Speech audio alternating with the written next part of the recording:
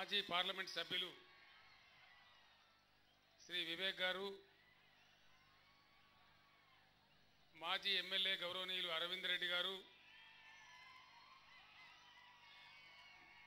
మిత్రులు అరిగేల నాగేశ్వరరావు గారు, మన రాష్ట్ర film development corporation chairman Rammohan Rao గారు, వెంకట్రావు గారు, మీ ముందు టీఆర్ఎస్ అభ్యర్థిగా పోటీలో ఉన్నటువంటి పెద్దలు దివాకర్ రావు గారు, సభలో ఉన్న అక్కా చెల్లెలకు అన్నదమ్ములకు అందరికీ నా నమస్కారం. ఎలక్షన్ జరిగే ఈ సందర్భంలో ప్రతి చోట నేను అందరినీ కోరుతూ ఉన్నా, మిమ్మల్ని కూడా కోరుతూ ఉన్నా, ఎన్నికలలో ఎప్పుడు కూడా కన్ఫ్యూజన్లో ఓటేయద్దు. ఎన్నికలలో మంచి ఆలోచన చేసి మనకు ఉపయోగపడే వైపు పోతే మనం బాగుపడతాం. ఏదో తమాషా కోసం ఓటేస్తే తర్వాత కూడా అంత తమాషనే ఉంటుంది, బాగా ఉండదు. అందుకోసం ఆలోచించి నిర్ణయం తీసుకోవాలి. నాకు ఎక్కువ టైం లేదు, ఇంకా నేను రామగుండం వెళ్ళాలి, ఇంకా పైకి కూడా వెళ్ళాలి. 4 విషయాలు మీ ముందు నేను మనవి చేస్తాను. ఇక్కడ ఇబ్బంది కూడా ఏం లేదు మీకు, ఎందుకంటే రెండే ఉన్నాయి. ఒకటేమో కాంగ్రెస్ టీడీపీ కూటమి ఒకవైపు, 15 ఏళ్ళు కొట్లాడి తెలంగాణ తెచ్చి 4 ఏళ్ల నుంచి గవర్నమెంట్లో ఉన్న టీఆర్ఎస్ ఒకవైపు. ఈయన జరిపా మీరు కూడా గిట్లా రారాదుండే, మీరు గట్టిన పడ్డారు, ఇటు వచ్చేయండి.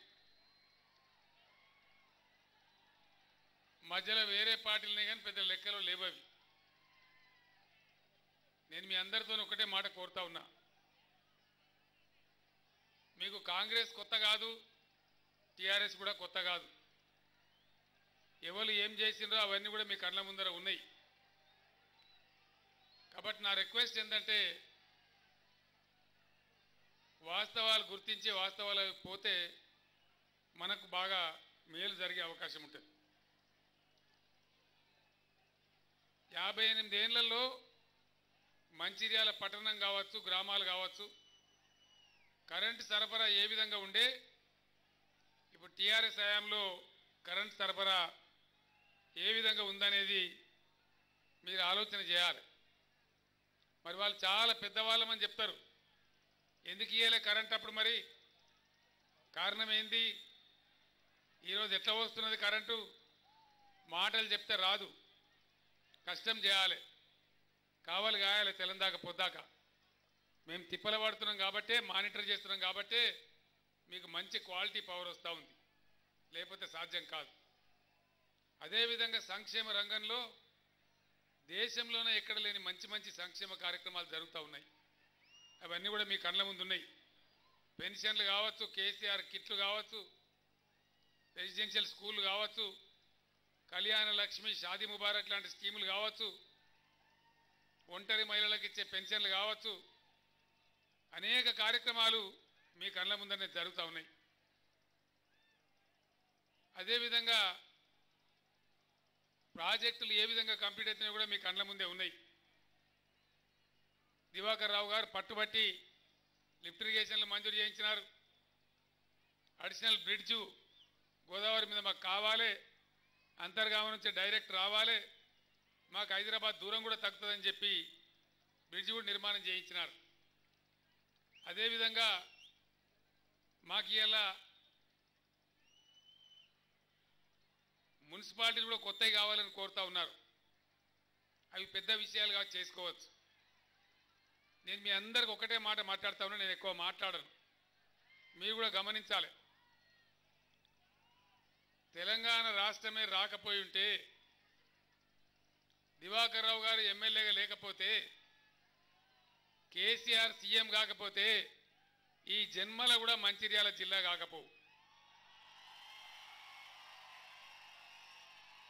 ఎప్పుడో వెనకట ఎన్టీ రామారావు ప్రామిస్ చేసిండు, మంచిర్యాల జిల్లా చేస్తా అని. 85లో ఎన్టీ రామారావు చెప్పిండు, కానీ ఎవరు చేయలే.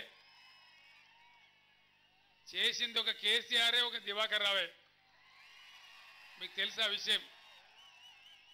మంచిర్యాల జిల్లా చేసిన కృతజ్ఞతతోని మీరు దివాకర్ రావు గారిని 1,00,000 ఓట్ల మెజార్టీతో గెలిపించాలని కోరుతా ఉన్నా. ఎందుకంటే చేసిన వాళ్ళకు సంతోష పెడితే ఇంకెక్కువ పని చేస్తారు, ఎక్కువ సేవ చేస్తారు. ఆయన ఒక చిన్న పిల్లగానిలాగా నాతో కొట్లాడతాడు. ఈ ప్రాంత అవసరాల గురించి గూడెం లిఫ్ట్ విషయంలో కావచ్చు, ఇంకా నాకు ఇంకో 1,00,000 ఎకరాలకు నీళ్ళు రావాలి, అందుతలేవు కడెం నీళ్ళు అని చెప్పి ఎక్కడికక్కడ కొట్లాడతారు. నేను ఒక్కటే మాట మనవి చేస్తాను, ఈ దేశంలో ఎక్కడ కూడా రైతు బంధు స్కీమ్ లేదు, ఎక్కడ రైతు బీమా స్కీమ్ లేదు. ఒక పావు ఎకరంలో రైతు చచ్చిపోయినా 5 లక్షలు వాళ్ళ పిల్లల మీద జమ అవుతా ఉన్నాయి. రైతు బంధు స్కీమ్ కూడా ఎక్కడ లేదు. నేను తెలంగాణ తెచ్చిందే ఆకుపచ్చ తెలంగాణ కావాలి, 1 కోటి ఎకరాలలో పంటలు వండాలి, పేదలు క్షేమంగా ఉండాలి, మన దళితులు, మన గిరిజనులు, మన మైనార్టీలు అందరూ బాగుపడాలి, మహిళలు సుఖంగా ఉండాలి. అటువంటి తెలంగాణ కోసమే తిప్పలబడతా ఉన్నాం. నేను ఒక్కటే మాట మనవి చేస్తా ఉన్నా, కేసీఆర్ బతుకున్నంత వరకు ఖచ్చితంగా రైతులకు 24 గంటలు ఫ్రీ కరెంట్ ఇస్తాం, రైతు బంధు పథకాన్ని కొనసాగిస్తాం. అదేవిధంగా అద్భుతమైనటువంటి సంక్షేమ కార్యక్రమాన్ని మరింత పెంచుతాం. ఇలా 1000 రూపాయలు ఇచ్చే పెన్షన్ను రేపు 2016 రూపాయలు ఇస్తాం. అదేవిధంగా వికలాంగులకు ఇచ్చే 1500 3000 రూపాయలు ఇస్తాం. నిరుద్యోగ యువకులకు కూడా నెలకు 3016 రూపాయల భృతి కూడా ఇస్తాం. అదేవిధంగా రైతు బంధు పథకాన్ని ఎకరానికి 4000 నుంచి 5000 పెంచి మీకు డెఫినెట్గా సంవత్సరానికి ఎకరానికి 10,000 ఇస్తామని మనవి చేస్తా ఉన్నాను. ఈ విధంగా మన రైతాంగం బాగుండాలి, 1,00,000 ఎకరాలకు ఆయకట్టు రావాలి. కొన్ని చిన్న చిన్న పనులు కోరినారు దివాకర్ రావు గారు. మంచిర్యాల ఆల్రెడీ జిల్లా కేంద్రం అయ్యింది కాబట్టి అవన్నీ తన్నుకొని వస్తాయి, ఒకటి తర్వాత ఒకటి ఆటోమేటిక్గానే వస్తాయి. నేను ఈ టర్మ్లో ఎక్కువ టైం ఇవ్వలేకపోయినా, ఎందుకంటే నాకు ప్లానింగ్ కోసమే చాలా సమయం అక్కడనే హైదరాబాద్లో వెచ్చించాల్సి వచ్చింది. మీకు హామీ ఇస్తా ఉన్నా, 1 నెల లోపల రాను. నేను పొద్దున బయలుదేరేటప్పుడు నాకు లేటెస్ట్ సర్వే రిపోర్ట్ కూడా వచ్చింది. బ్రహ్మాండంగా మళ్ళీ టీఆర్ఎస్ పార్టీయే దాదాపు 100 సీట్లతో గెలుస్తూ ఉంది. అందులో ఎవరికి అనుమానం లేదు. మొన్న సోదరుడు మన మాజీ ఎమ్మెల్యే అరవింద్ రెడ్డి గారు డెసిషన్ తీసుకున్న తర్వాత మంచిర్యాలలో గెలుపు దివాకర్ రావు గారు ఎప్పుడో ఖాయమైపోయింది. నేను పొద్దున వస్తుంటే ఆల్మోస్ట్ 62-63% ఓట్లు దివాకర్ రావు గారికి ఉన్నాయని చెప్పి సర్వే రిపోర్ట్ చెప్తా ఉంది. కాబట్టి పెద్దగా రంతిపడే అవసరం లేదు. కానీ జిల్లా చేసిన కృతజ్ఞతకు ప్రతి ఒక్కరు మనసులో పెట్టుకొని దయచేసి దివాకర్ రావు గారి కారు గుర్తుకు ఓటేసి పెద్ద ఎత్తున గెలిపించండి. రేపు పొద్దున అరవింద్ రెడ్డి గారికి కూడా సముచితమైనటువంటి రాజకీయ గౌరవం, స్థానం కూడా ఉంటుంది. అందరూ కలిసి కష్టపడి ఖచ్చితంగా మంచిర్యాల నియోజకవర్గం పెద్ద మేరతో గెలిపించండి. ఒక 2 నెలల తర్వాత నేనే స్వయంగా వచ్చి, ఇంతకుముందు ఎప్పుడు వచ్చినా నేను అరవింద్ ఇంట్లోనే ఉండేది, అక్కడనే ఉంటా, మళ్ళీ కూడా ఉండి డెఫినెట్గా ఈ పాత ఆసిఫాబాద్ జిల్లా, ఈ జిల్లా మంచిర్యాల కేంద్రంగానే 2-3 డేస్ ఉండి డెఫినెట్గా మీ అభివృద్ధిలో నేను భాగస్వామి అయితే ఆ బాధ్యతని తీసుకుంటాను మనవి చేస్తూ, నాకు సెలవు ఇవ్వాలి దయచేసి అని కోరుతూ నేను సెలవు తీసుకుంటా ఉన్నా. కారు గుర్తుకే జై తెలంగాణ, జై తెలంగాణ. ధన్యవాదాలు.